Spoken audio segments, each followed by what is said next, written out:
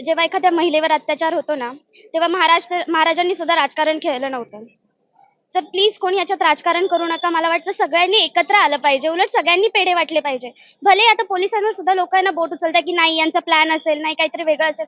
पण विचार हा करा ना, की त्या आरोपीला शिक्षा मिळाली.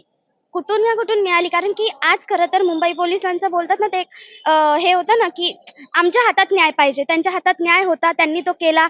Whatever is the reason, whatever is the picture, but जे झालं ते खूप चांगलं झालं.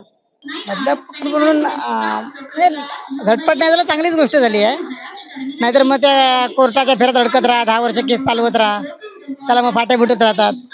त्यापेक्षा झालं ते चांगलंच झालं. आता पुढे लोकांना महाराष्ट्रामध्ये तर कमी हे पहिले असं कधी नव्हतं, पण आता हे खूप वाढत जाते. पण आता ह्यामुळे लोकांमध्ये मनात एक भीती निर्माण होईल, की एक महिला जी की रात्री दिवसा आपल्या मनाने स्वातंत्र्य इंडिपेंडेंट फील करू शकते. आता मला तर असं वाटतं की हे सगळ्यांसाठी न्यायच झाला एक.